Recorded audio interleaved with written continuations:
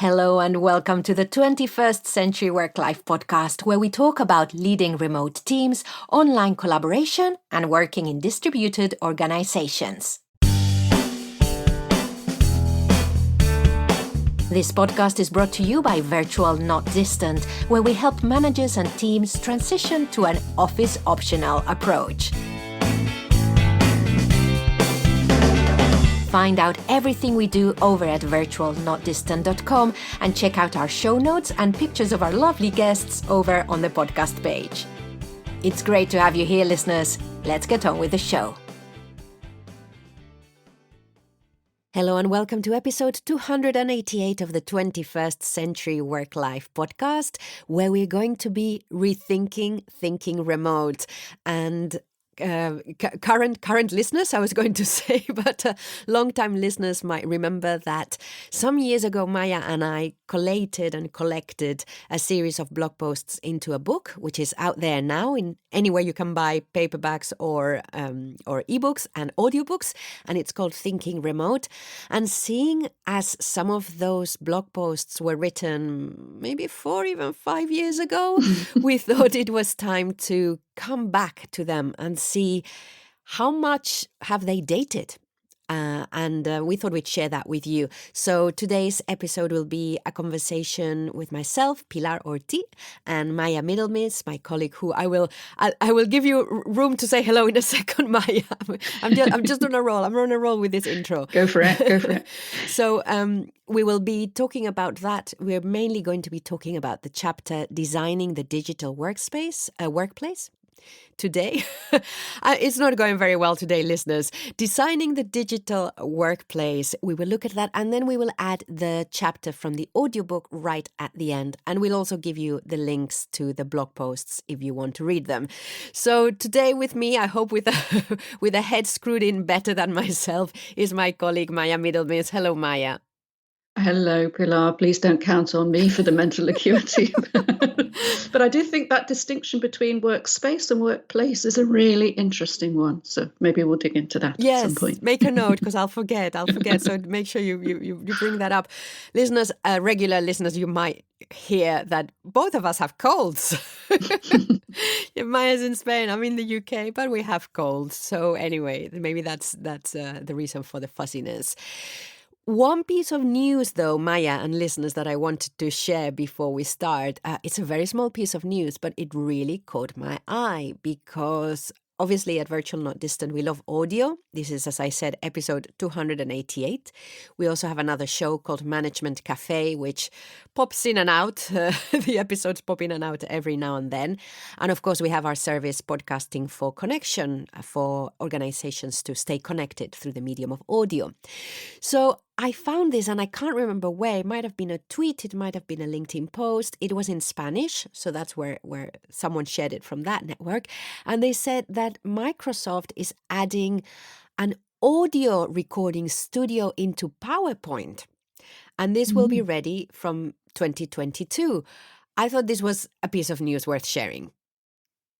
Definitely. It's going to change kind of the way that lots of teams who are completely embedded in the Microsoft system do collaboration and asynchronous sharing of information. So I think it's a really exciting move. Yeah, and it goes with all the audio stuff that's been going with Slack, adding their channels. It's so that's where we're going. I think that now that everyone is comfortable with technology, we're going to say yes, asynchronous and even synchronous. Lots of written text, but actually audio is there, and even recording into PowerPoint directly. I don't know. We'll see how it goes. Listeners, do tell us if there's anything you want to add around that. virtualnotdistant.com. We have a contact form there, and of course, we also explain there all our services that support remote teams, mainly training. Right, now to the first episode of the Rethinking Thinking Remote series. We'll see how this goes. There might be some chapters that are more meaty than others to look at. And the reason for revisiting the book, obviously, I already mentioned, is things have moved on. Mindsets have kind of moved on. Experience in the remote space is something that we couldn't have foreseen when we wrote the book, and also just to see what has changed in adoption, and also, Maya, I thought our thoughts around it, because I was reading some stuff and thinking, yeah, okay, do I still think like this? And I thought that our why we wrote the books, which was also interesting. So I was well, it's such a long time ago in remote work years. Yes, it is. I don't know if they're like dog years or something, or if time's just gone really weird the last couple of years, but it does feel like a kind of an epoch ago. Yeah. So it'd be interesting to see how much of it holds up, how much is sort of evergreen principles, and what other things have changed in context. Yeah, so we published the book in 2018, but for example, the first chapter, which we're going to look at now, was published on 6th of February 2018. So we're recording in November 2021. You do the maths. If you're listening in the future, let us know whether this is still relevant. So the chapter is called Designing the Digital Workspace, What We Can Learn from the Physical Space.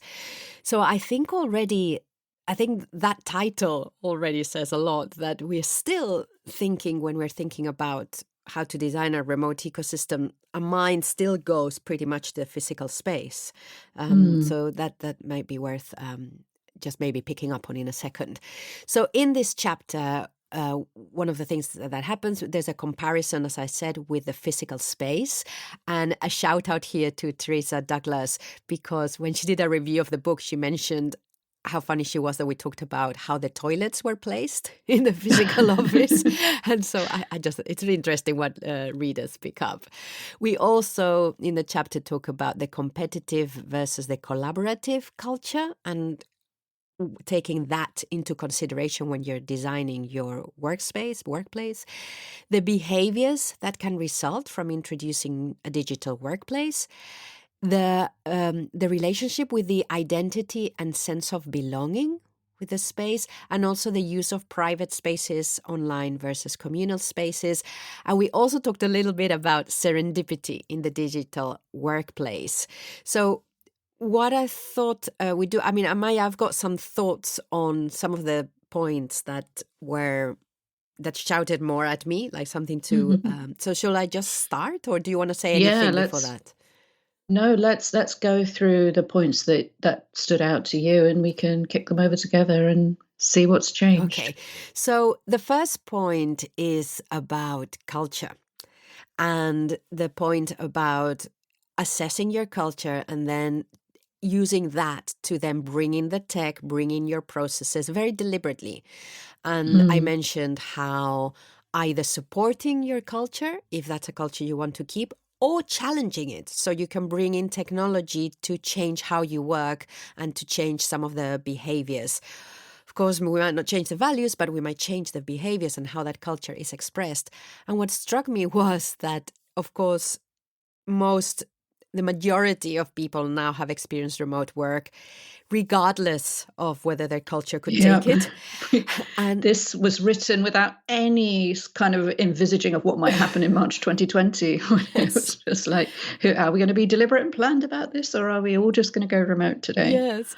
And what we've seen, of course, is that, and especially the kind of organizations I've been in touch with during the pandemic, which have usually been large organizations, they've all adopted the same technology, regardless of their culture. So regardless of whether it was competitive, collaborative, regardless of whether it was hierarchical, flat, it doesn't matter. They all adopted the same tech.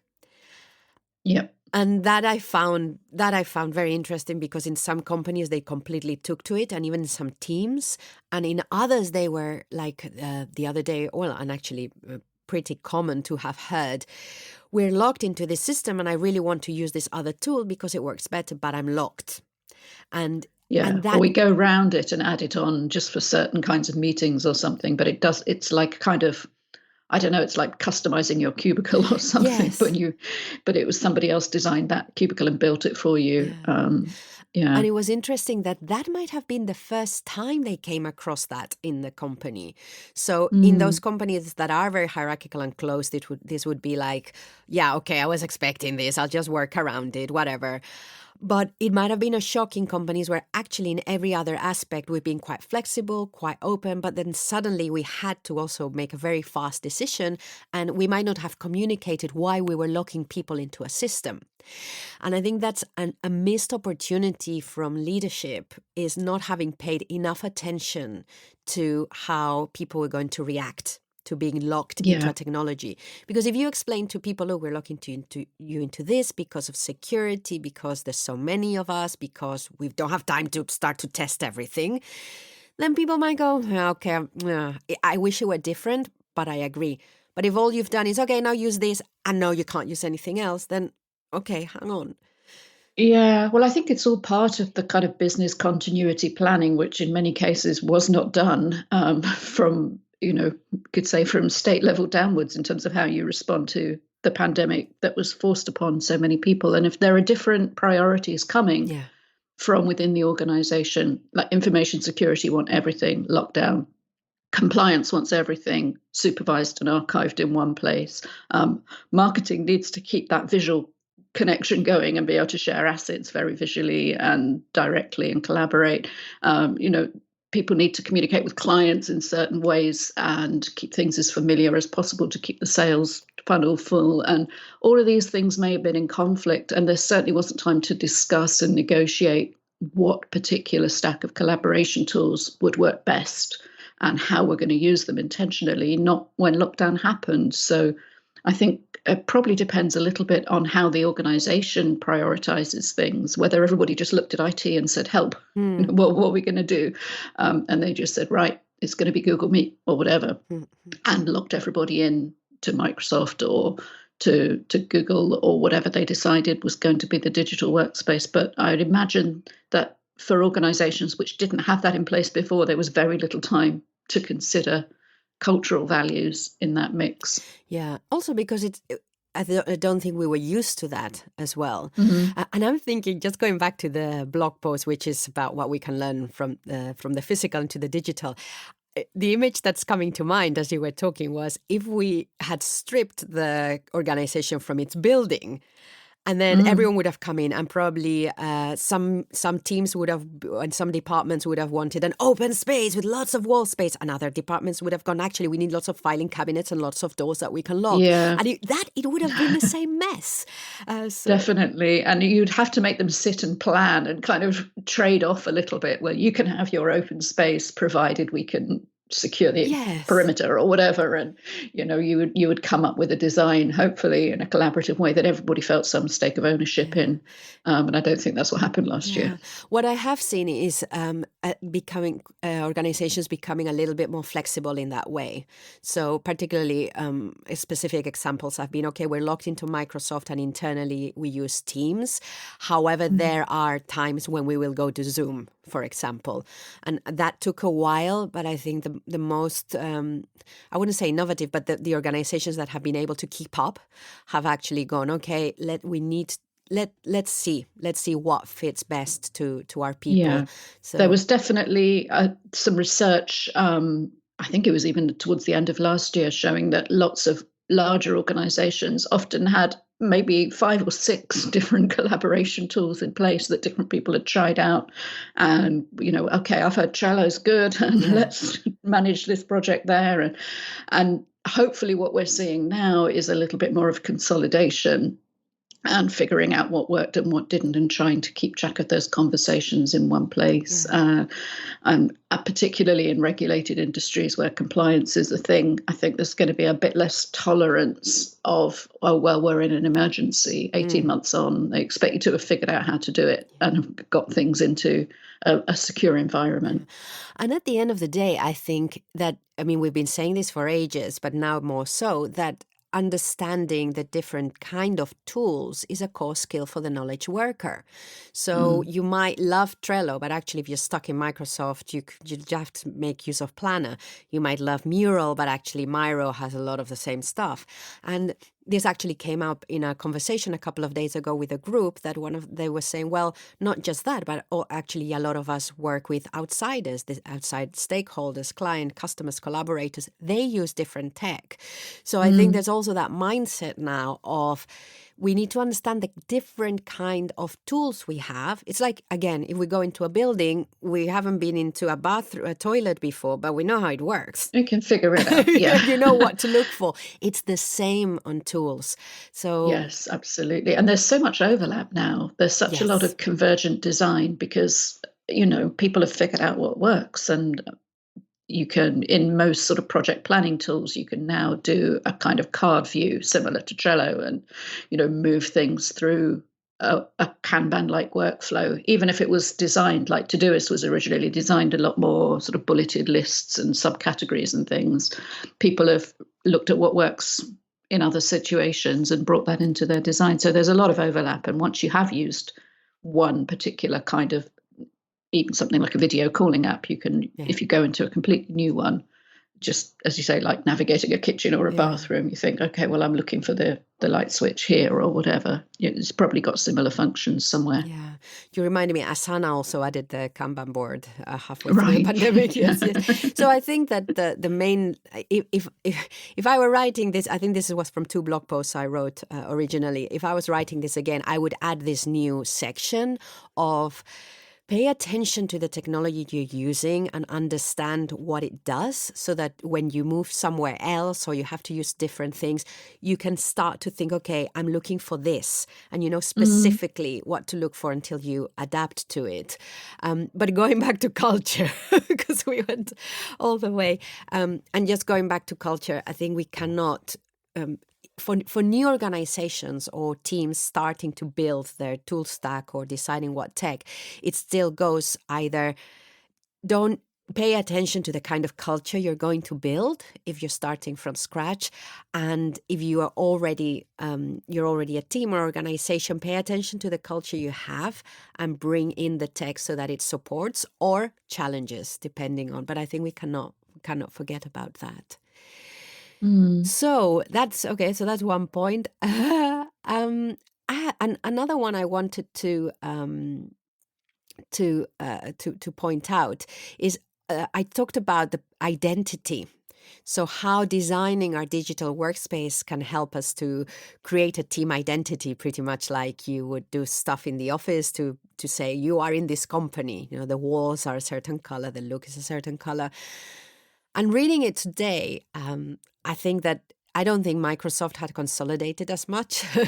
And I'm thinking, actually, looking at most tools now, there's not that much customization you can do that the whole team can enjoy, is there?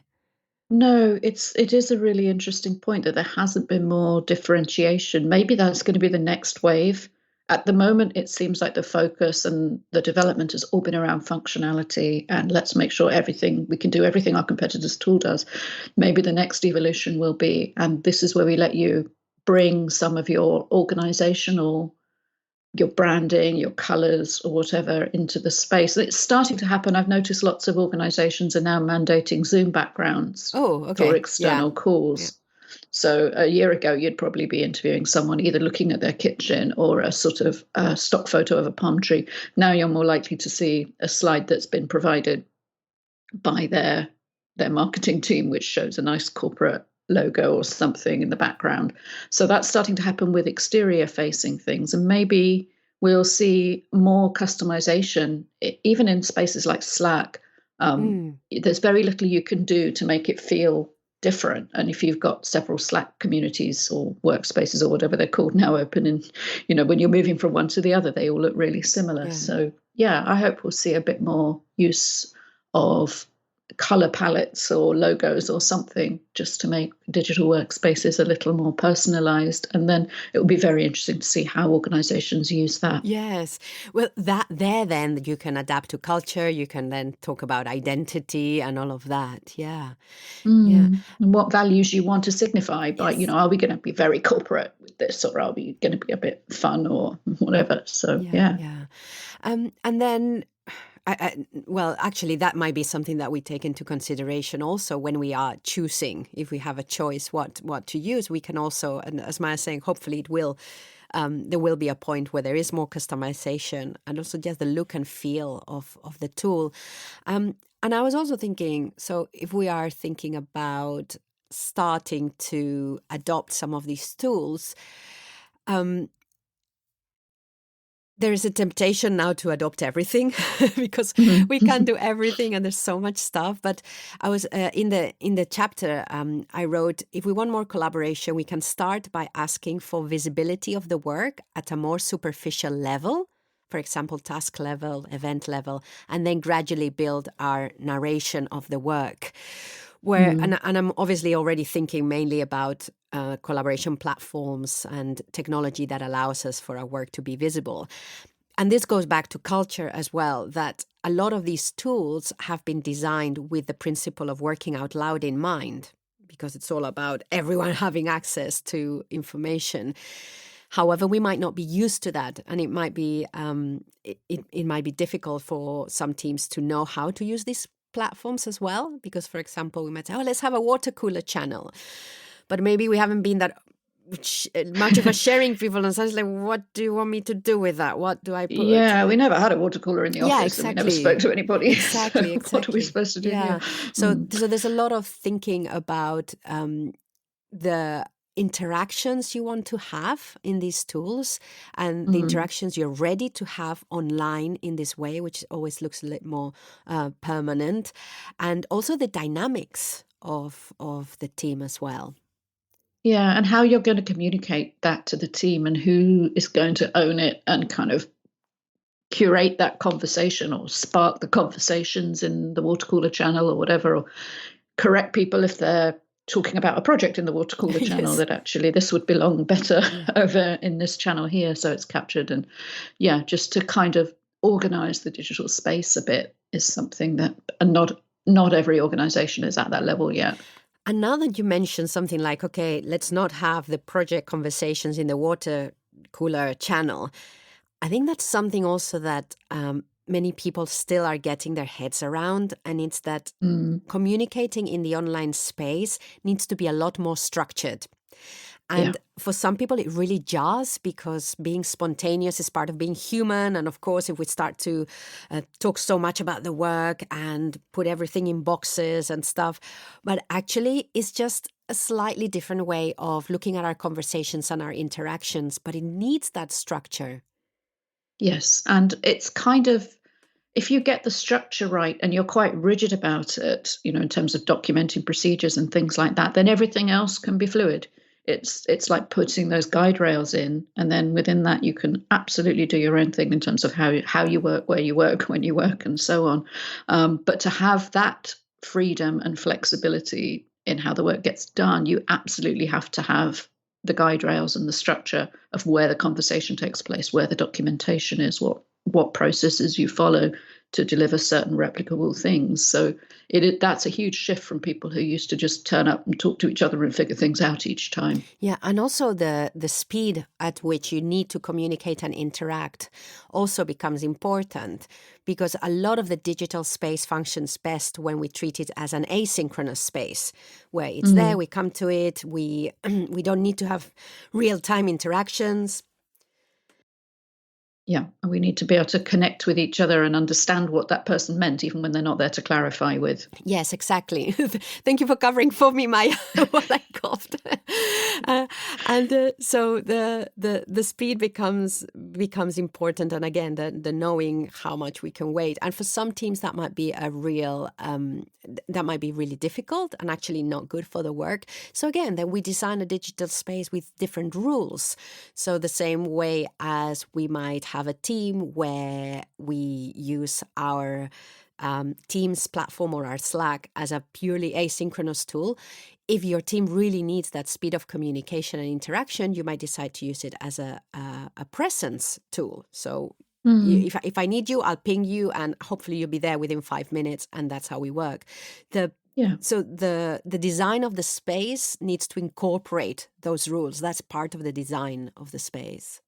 Yeah, and it also needs to just be talked Yeah. about as well, because however beautifully you design it, if people don't get what you mean, and then stuff is going to bleed out into the wrong place and you won't have that conversation where you expect it to be. It does need to be discussed and agreed and then documented and then kind of, I don't want to say policed, but it needs to be managed and just supervised so that if it's going to work asynchronously, you need to know exactly where that whole conversation is. And it might be, yeah, that you do decide to use Slack as your presence chit chat during the day, but all of the project conversation takes place over in Trello or Asana or wherever. You've got that threaded, connected thing that anybody can dip in and out of.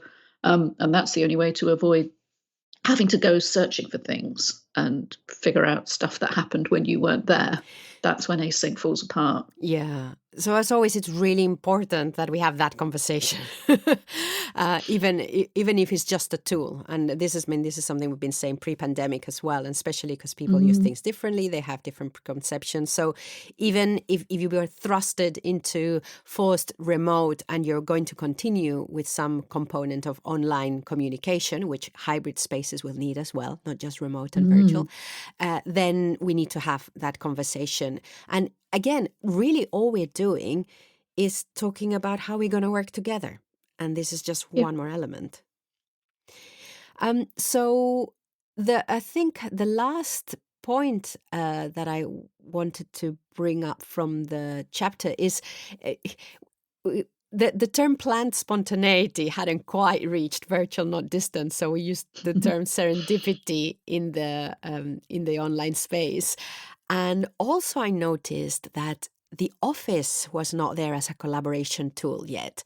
So I think I would if we were to update the book, I would add in the chapter that don't forget that for some of you, and this goes to the hybrid, the office might be also part of your space. So this is not even now a digital or physical workplace. This is now just our space. And I think I would incorporate that because I think we need to look at it as a tool, or else it will take over the office. Yes, and I think it's interesting looking back at the chapter. There's lots of ideas that we hadn't started talking about visible teamwork in the same Yes. language, and we were still talking about working out loud.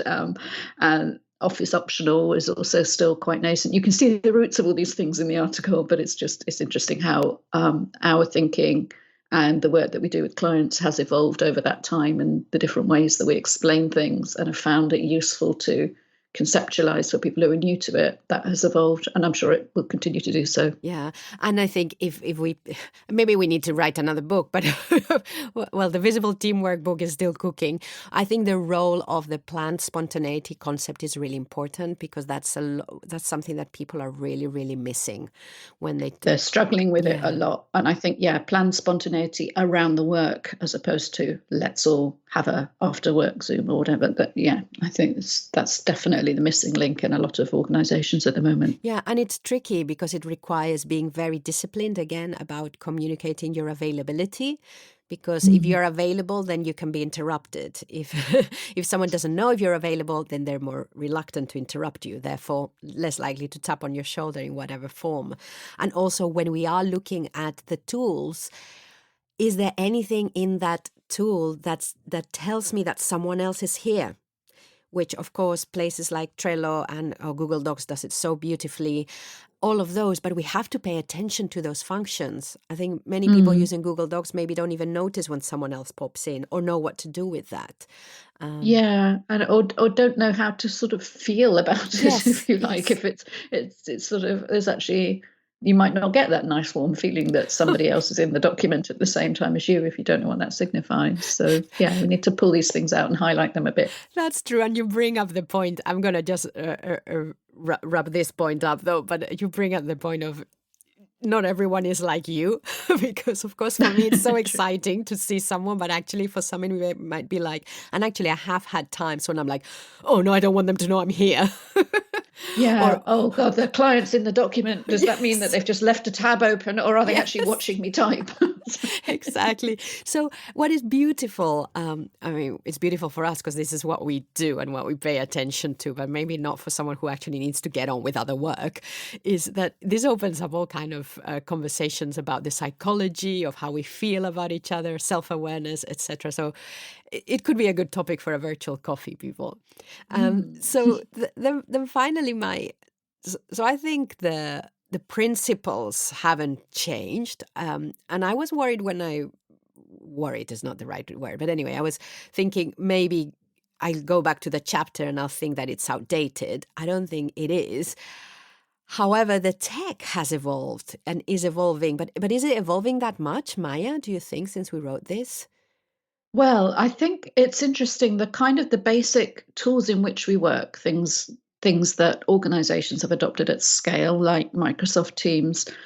It's evolved a great deal in terms of consolidating and trying to eat up all the different functions that a team might use. And there's obviously been huge amounts of investment. There've been an awful lot of startup funding over the last couple of years, people trying to come up with a better Zoom or Teams or Sococo and other things that have been around a while in this space.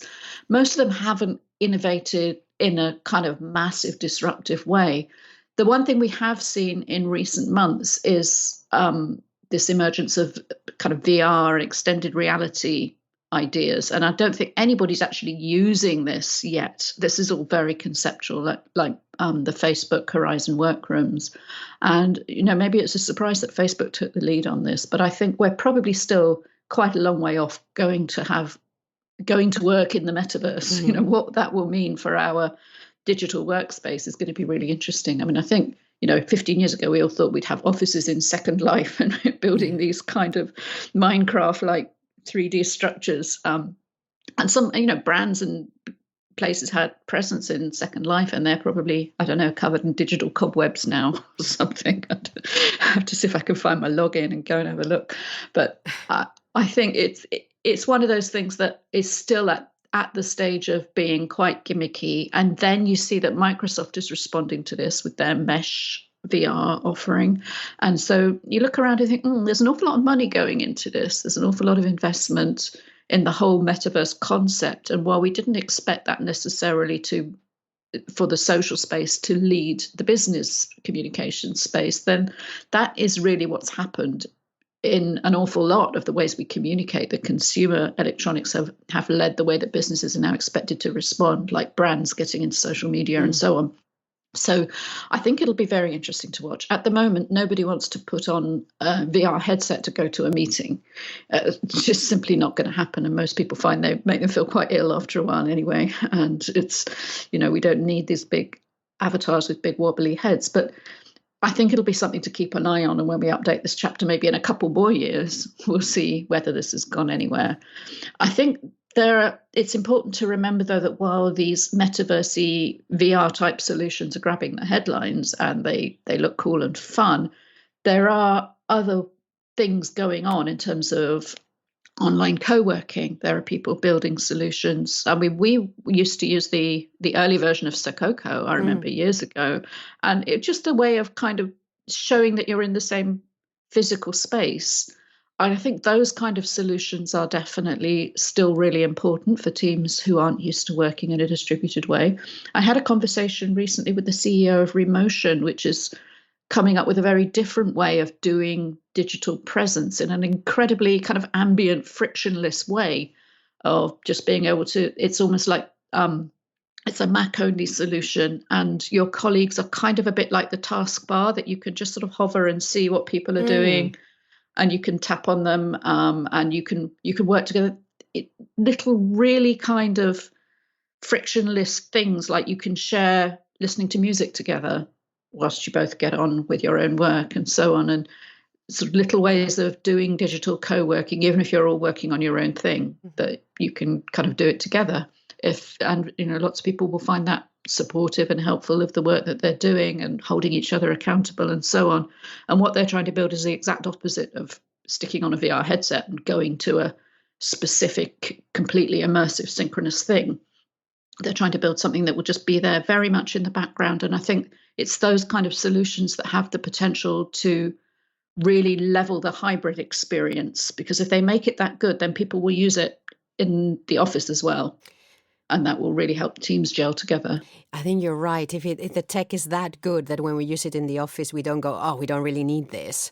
And it's really adding that, then yes, why not? So talking of VR headsets, I think also what will probably happen is what starts to happen now is that we have all these tools and we decide, well, this tool is good for this one is good for that. For example, in episode 277, Nadia Vatalidis from Remote said that they were using VR and headsets for parties. So social stuff, fun stuff, and that's them understanding the tech and understanding where the tech is at best now. Like you said, you don't want to do that when you're in a meeting where you want to be thinking and doing and blah blah. However, if it's just for a little bit of social with your team members, yeah, let's do it. It's that kind of thing. So I think that's also interesting, is just to keep. I think, again, as knowledge workers, especially if we are running a team or running a company, it's important to know what's out there, not get distracted, but just say, that could allow us to do that thing we couldn't do before. I think that's when we pay attention to the tech. Yes, start to notice, particularly, I think it's very easy. I know I have suffered with acute shiny object syndrome over the years, and it's very easy to look at a thing and think, oh, it's got this one new shiny aspect that our present thing cannot do. So we must move everything over into this new ecosystem. And, you have to be very aware of the friction costs of doing that, of making that change. But maybe there are ways that you can just try and embrace that little bit of it. And remember, it doesn't have to mean a wholesale switch. And maybe you can have a fun social thing in VR without making people put it on every time you want to have a meeting. Yeah. Great. So, listeners, I think what we'll do next is you can, of course, buy our book, Thinking Remote. We've priced it very cheaply because, of course, it's a collection of blog posts plus some reflection questions, which you will not find online. But Maya will also stick the link to the blog post that covers this chapter. And in a second, we will stick the chapter in audio at the end of the podcast. But before we say goodbye, Maya, anything you would want to say to the listeners? No, I think it's definitely everybody should buy the book, because this is just one chapter out of an extensive collection. But it's really interesting to be reflecting on it now. So much has changed and so much has stayed the same. Great. Well, I hope you enjoyed the episode, listeners, and we will have at least 2 or 3 more of these episodes looking back at some of these chapters, because they're still quite relevant. And so you can subscribe to the show, 21st Century Work Life, in whatever podcast app you use. And there's lots of podcast apps. That's a whole other thing, other world that has exploded. You can sign up to our monthly newsletter over at virtualnotdistant.com. You can follow us on LinkedIn, on Twitter, we're Virtual Teamwork with a 0 instead of an O. And if you want to get in touch with me directly via old-fashioned email, pilar@virtualnotdistant.com. For now, I hope you enjoy this very first chapter of Thinking Remote.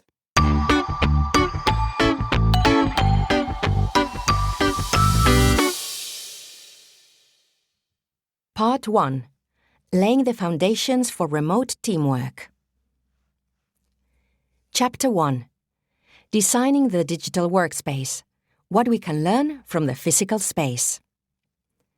In this chapter, Pilar reflects on how we can consciously shape our digital workspaces in the same way as our physical ones, and how both environments impact on the culture that we want to nurture and create. As we learn more about what helps people to be productive at work and the kind of environments that enable collaboration, companies are investing heavily in the design of their physical workspaces. However, the conversation about the digital tools used for productivity and collaboration rarely goes beyond, which one shall we use? I have observed that little thought goes into designing the digital workspace in a way that is in line with the organization's or team's culture, or that helps us change it when we need to do so. and often how little thought is given to how employees will interact emotionally with the space, or how it might encourage spontaneous interactions between people. The conversation around what makes an ideal office design is getting interesting, so why don't we listen in and apply what we are learning to design the digital workspace better? And while we're at it, let's remember that even in companies not going remote, people are still getting most of their work done through technology. So this conversation is relevant to most organizations, regardless of whether they are adopting an office-optional approach. The physical workspace. In March 2018, I attended an event in London called Experimenting with Workspace. In the session, we looked at how the layout of an office space influences where we sit with others to work on a task together. We considered how we can design workspaces to encourage certain interactions and how workplace design can affect them. Often, we need spaces where people can have impromptu conversations in the open, but also where private conversations or work in isolation can be carried out. For example, one way of encouraging people from different departments to interact is to have only one set of toilets on each floor. To go to the toilet, you need to walk by quite a number of people whom otherwise you might never come across. This is a very practical solution and one which can't, yet, be transferred to the digital space. However, the concepts behind it spark some questions to ask ourselves when making decisions about what our workspaces, physical and digital, could look like. The importance of culture. What is the culture like in your organization? Is it collaborative or competitive? If it's competitive, designing an open space for discussion where everyone can hear everyone else and see each other's designs or scribbles might not be the best option. That is, unless you want to challenge and change that culture through changing the environment. The same thought needs to go into designing our digital workspace. If we want to encourage collaboration, we can set up online tools and processes through which everyone makes their work visible to everyone else. However, if we are really competitive, those spaces might end up being unhealthy bragging notice boards. Or if we are used to keeping our heads down and barely interacting with anyone else, when we move to online communication, we could end up with an unused space that screams, "Nobody cares." What behaviors are you nurturing? When introducing any kind of tool, we need to consider what behaviors they are likely to result in and would like to encourage. For example, if we want to encourage more transparency in an organization that is unused to sharing progress and having open conversations, perhaps we can start by encouraging different levels of sharing the work, such as in smaller groups in a team space, as opposed to an organization-wide space, or else in a private group or channel. A team I recently worked with wanted to start working out loud in the organization, consciously making our work and thought process visible to one another, deliberately putting our work and ideas out there for our team members to see. But they were not used to having conversations in the online written space. Their first step towards being more visible in an organization was to practice sharing their learning, achievements, and progress inside the team, before moving on to make their thoughts available to everyone else. If we aren't used to sharing information on a collaboration platform, we might start by facilitating a greater flow of information in live, synchronous conversations when we have more control over who we share information with, mainly whoever is there, and where we don't end up with a permanent record that results from communicating in writing. If we want more collaboration, we can start by asking for visibility of the work at a more superficial level, for example, task level or event level. Then gradually build our narration of the work to sharing the thinking and decision-making processes and wider pieces of work. Or we might decide that our competitive culture is just what drives a business forward, so we avoid setting up systems that are going to dampen that sharp edge. In any case, give consideration to the kind of space you are building and whether it fits your culture, or whether it's going to help you to shift it to a more desirable one. As you can see, what can help a company grow in the right direction could have a negative effect in another. Identity and a sense of belonging. One highly specific function of a building is to separate the organization from the outside world. When you enter a building as an employee, you know you belong to that place, and usually you know what role you are playing in it. When designing the digital workspace, we need to be thinking about that as well. Often, this is reflected in the way that intranets are designed.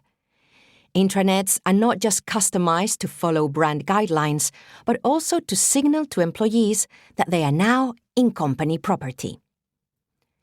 At the team level, you can see this customization in applications and online tools, in the way that folders are named, how they are organized, the background of project management boards, etc.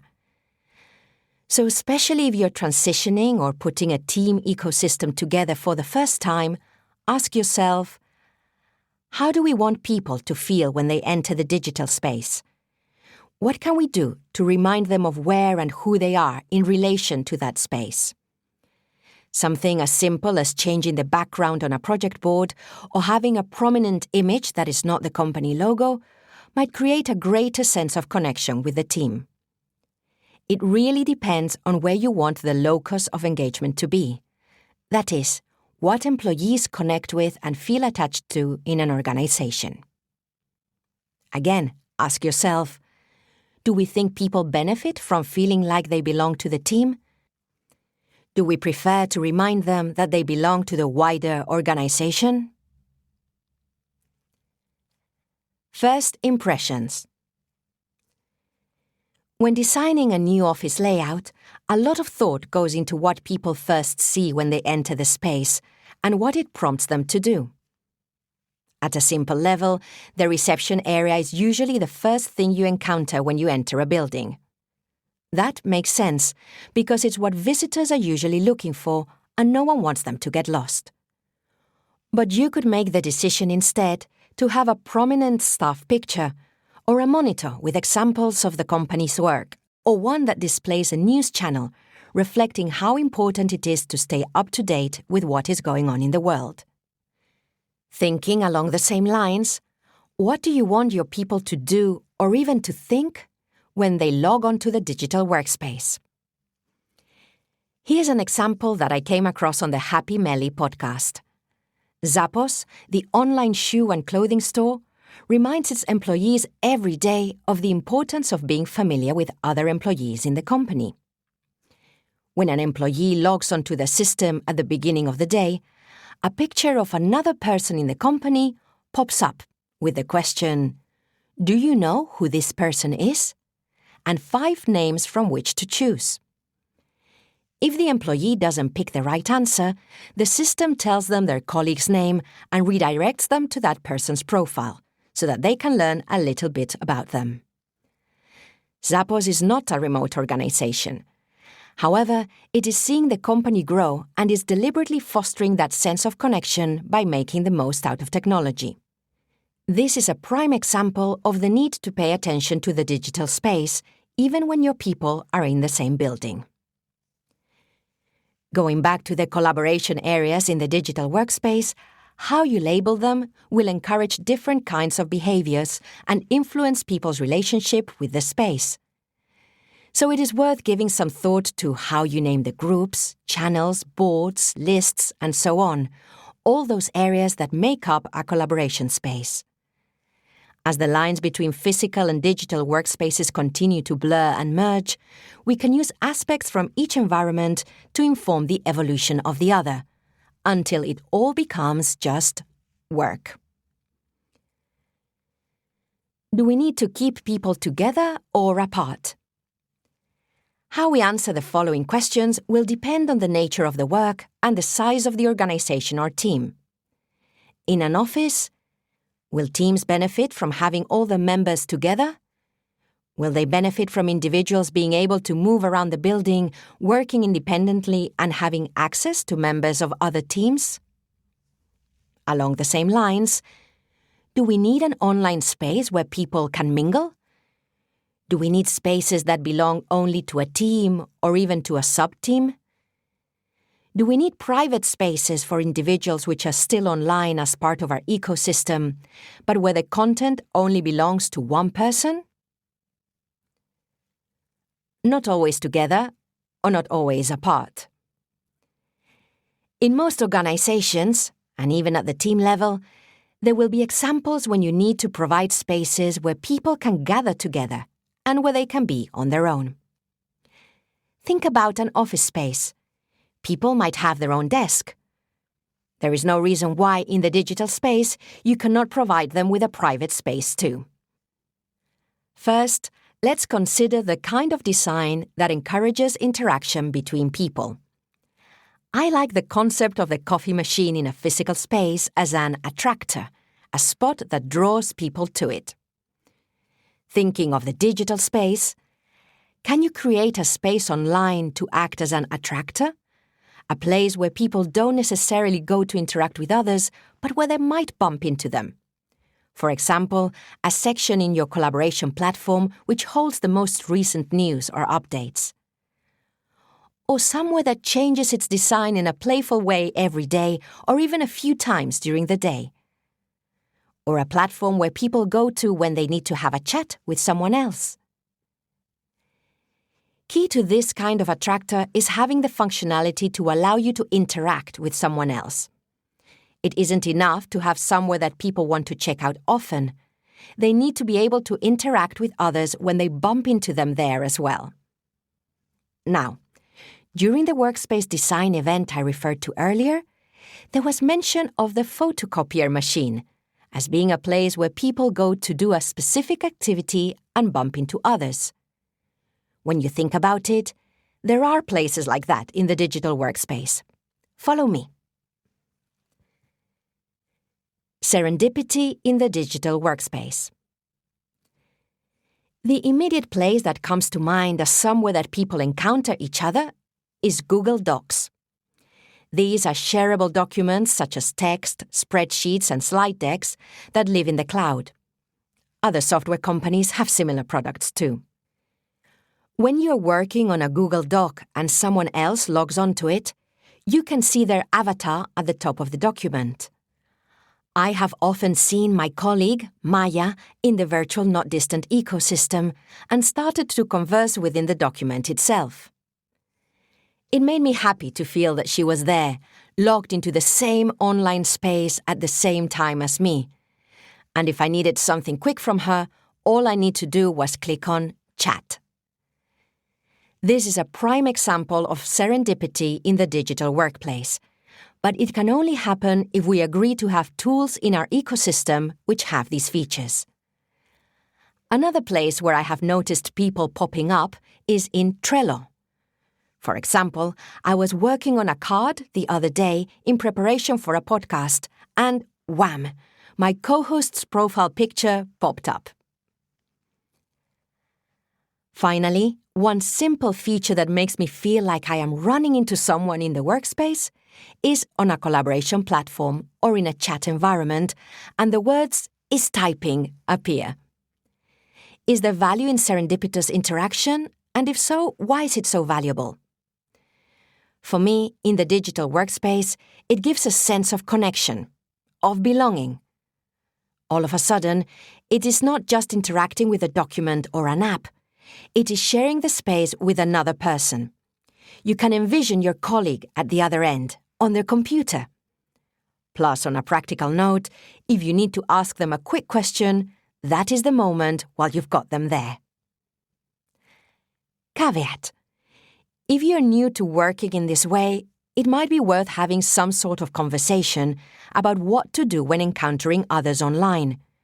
Whether it's okay to hop on a call straight away because we know the other person is working on something similar, or whether we need to ask permission first to double-check that they can take the call. or whether actually we rarely want to be disturbed. Carefully crafting your digital workspace. As we have seen, we need to put as much thought into designing our digital environment as we do for our physical one. And even when designing the physical environment to introduce smarter, mobile, agile, or even activity-based working, we need to make sure that our digital space supports what we are trying to achieve in the physical space. We need to think about them as one. If you are a completely remote team, there are plenty of things you need to take into account beyond what helps productivity when deciding on the tools to support your collaboration efforts. I can hear some of you say, "That's all very well, but I'm stuck with a closed system and I can't introduce any of the tools you mentioned." In those cases, review whether your ecosystem is currently working in the way you want it to. If it isn't, figure out why and whether there is anything you can change in the way that you use it. If there is no flexibility in how you technically use the tool, could a change in behavior make the difference instead? For example, if you're using a collaboration tool which doesn't allow you to see that others are working there at the same time, perhaps you can agree to work on the same tasks at given times of the day or week with teammates to generate that sense of connection. Or if you cannot customize your team's space to strengthen your identity, what rituals can you introduce into your meetings that will help people feel part of that specific team? Next steps. Here are some questions to get you thinking about how you are currently using your technology. What is your culture like? Is it competitive, collaborative, or something in between? What is the use of the space encouraging? How can you make the digital space unique to your organization or team? Do you have spaces where people can feel connected to each other and spaces where they can feel they have sole ownership of their work? Do you have places where people can meet and feel connected to other people through the work? If you are not happy with any of the answers to these questions, talk to your team members to see whether this is something that they too would like to change. Review your tools, processes, and behaviors, and find one small thing that you can change straight away. Leadership reflections. This chapter provokes many avenues for reflection, whether we are working in the same physical space or not. In addition to the questions Pilar leaves you with above, have a think about the following and discuss them with your team. 1. Are we ready to answer these questions about our culture, about what makes our people connect and collaborate effectively? Because if we are not there yet, it might be better to address our team cultural issues before attempting a major transition in how we work together. 2. Does the extent to which we have planned our digital space reflect value judgments in how we think about remote work or remote colleagues in a hybrid team? If it reflects lack of thought rather than lack of value, how could this be perceived? For example, by someone joining our team as a new remote colleague. And 3. Is our digital space congruent with the physical one, if we ever had one, and with our brand values and general appearance in the world?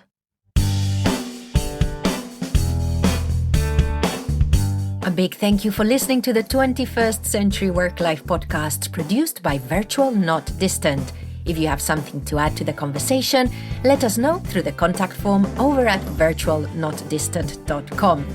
I have been your host, Pilar Orti, and I'm signing off now. Wherever you are, whatever you're doing, enjoy.